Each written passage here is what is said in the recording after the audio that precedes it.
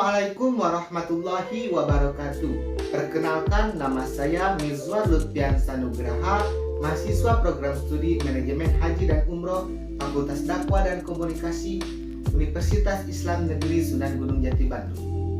Pada kesempatan kali ini, saya akan membahas mengenai perkembangan infrastruktur Masjidil Haram.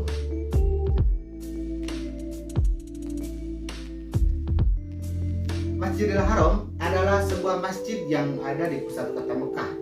Masjid ini merupakan pusat utama dalam ibadah haji dan umroh. Bangunan masjid ini mengelilingi Ka'bah yang menjadi arah kiblat bagi seluruh umat Islam dalam melaksanakan ibadah sholat. Masjid ini juga merupakan masjid terbesar di dunia yang selanjutnya diikuti oleh Masjid Nabawi di kota Madinah. Masjidil Haram memiliki nilai sejarah yang sangat panjang. Dalam satu riwayat dijelaskan bahwa Abu Dzar bertanya kepada Rasulullah SAW, "Ya Rasulullah, masjid apa yang pertama kali dibangun di muka bumi ini?" Beliau menjawab, "Masjidil Haram." Lalu Abu Dzar bertanya kembali, "Masjid apa lagi ya Rasulullah?" Rasulullah menjawab, "Masjidil Aqsa." Lalu Abu Dzar kembali bertanya, "Berapa lama di antara keduanya?" 40 tahun, jawab Rasulullah SAW. Dalam Al-Quran, Masjidil Haram disebutkan sebanyak 13 kali. Ini membuktikan betapa mulianya masjid ini. Tidak terdapat sekat tembok ataupun dinding pada masa Nabi Muhammad SAW maupun pada masa Abu Bakar. Sekelilingnya hanya dikelilingi oleh halaman dan dinasti rumah-rumah penduduk. Kemudian sekitar tahun 17 Hijriah atau tahun 636 Masehi, Umar bin Khattab membeli tanah dan rumah-rumah yang berada di sekitarnya untuk dilakukan pembangunan masjid yang mengelilingi Ka'bah. Namun pembelian rumah-rumah itu tidak berjalan dengan lancar. Ada beberapa orang yang berusaha mencegah Umar. Lalu Umar berkata, "Kalian semua memang diturunkan di Ka'bah, tetapi Ka'bah tidak diturunkan untuk kalian, melainkan karena keabadiannya." Lalu uang untuk membayar harga rumah tersebut dikumpulkan di lemari Ka'bah, kemudian diambilnya.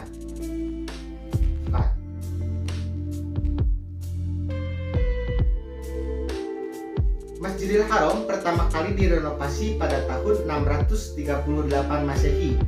Pada masa Umar bin Khattab membeli rumah-rumah yang berada di sekeliling Ka'bah dengan tujuan perluasan. Umar bin Khattab merupakan orang pertama kali yang memberikan dinding di sekeliling Masjidil Haram, membuat pintu-pintunya dan melapisi lantai tempat tawaf dengan batu-batu kerikil. Masjidil Haram pertama kali direnovasi pada tahun 638 Masehi. Pada saat Umar bin Khattab membeli rumah-rumah yang berada di sekeliling Ka'bah dengan tujuan perluasan. Umar bin Khattab merupakan orang pertama kali yang memberikan dinding di sekeliling Masjidil Haram, membuat pintu-pintunya dan melapisi lantai tempat tawaf dengan batu-batu kerikil. Kemudian Sayyidina Utsman bin Affan memperluas bangunan tersebut pada tahun 646 Masehi dengan cara yang sama, yaitu membeli rumah-rumah yang berada di sekeliling masjid, lalu melakukan pembangunan yang permanen. Pada tahun 1621 dan 1629, Makkah dilanda banjir bandang yang mengakibatkan kerusakan kepada Masjidil Haram dan Ka'bah. Pada masa kekuasaan Sultan Murad IV, pada tahun 1621 dan 1629, Makkah dilanda banjir bandang yang mengakibatkan kerusakan pada Masjidil Haram dan Ka'bah. Pada masa kekuasaan Sultan Murad IV tahun 1629, Ka'bah dibangun kembali dengan batu-batu dari Makkah. Kemudian pula Masjidil Haram yang juga mengalami renovasi ulang. Renovasi besar-besaran dilakukan oleh Raja-Raja Arab Saudi yang berlangsung pada tahun 1955 sampai tahun 1973. Pada masa itu terdapat penambahan 3 menara, perbaikan atap masjid, dan lantai masjid diganti menggunakan marmer baru. Kemudian 2 bukit kecil Sofa dan Marwah dibuat di dalam Masjidil Haram. Di dalam renovasi ini juga seluruh fitur yang dibangun oleh arsitek Kekaisaran Ottoman termasuk 4 pilar dirobohkan. Ketika Arab Saudi dipimpin oleh Raja Fahd bin Abdul Aziz Al Saud, Masjidil Haram kembali dilakukan renovasi. Pada saat itu Raja Fahd membangun sebuah sayap bangunan baru dan area sholat ruang terbuka di Masjidil Haram. Kemudian pada tahun 1988 hingga tahun 2005 dibangun beberapa menara tambahan serta area sholat di dalam dan di sekitar masjid. Kediaman untuk raja juga dibangun berhadapan dengan Masjidil Haram. Selain itu 18 gerbang juga ditambahkan, kemudian 3 kubah dan juga 500 pilar marmer. Masjidil Haram juga difasilitasi dengan pendingin udara, eskalator, dan sistem drainase. Pada kekuasaan Raja Abdullah, dimulai renovasi dengan proyek raksasa untuk memperluas kapasitas masjid agar bisa menampung sekitar 4 juta jemaah. Ekspansi masjid dimulai pada bulan Agustus tahun 2011. Area masjid yang asalnya seluas 3.560 pada masa kekuasaan Raja Abdullah dimulai renovasi dengan proyek raksasa untuk memperluas kapasitas masjid agar bisa menampung hingga 4 juta jemaah. Ekspansi masjid dimulai pada bulan Agustus tahun 2011. Area masjid yang asalnya seluas 356.000 meter persegi dibangun kembali menjadi 812 meter persegi.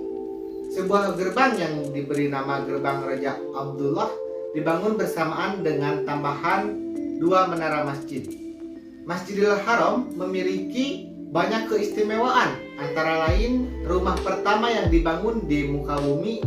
Hal ini selaras dengan Al-Quran yang menyebutkan sesungguhnya rumah yang pertama dibangun untuk tempat beribadah manusia ialah Baitullah yang di Makkah,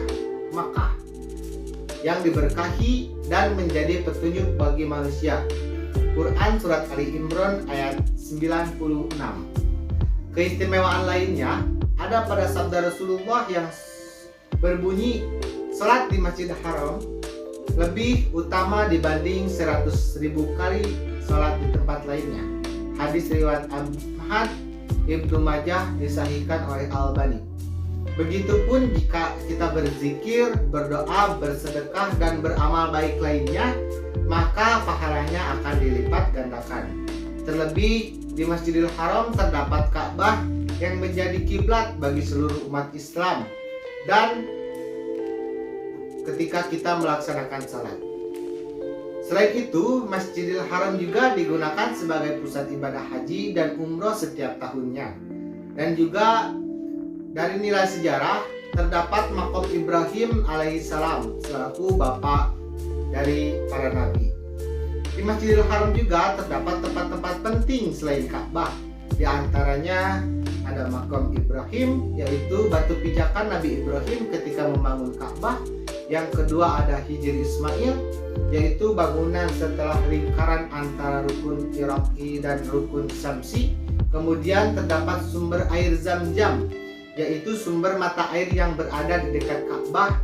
Lalu Mas'a, yaitu tempat melakukan sa'i antara Bukit Sofa dan Marwah, yang sekarang sudah menjadi satu komplek dengan Masjidil Haram karena dilakukan perluasan masjid. Mungkin sekian yang bisa saya sampaikan, kurang lebihnya mohon maaf. Wabillahi taufiq wal hidayah. Wassalamualaikum warahmatullahi wabarakatuh.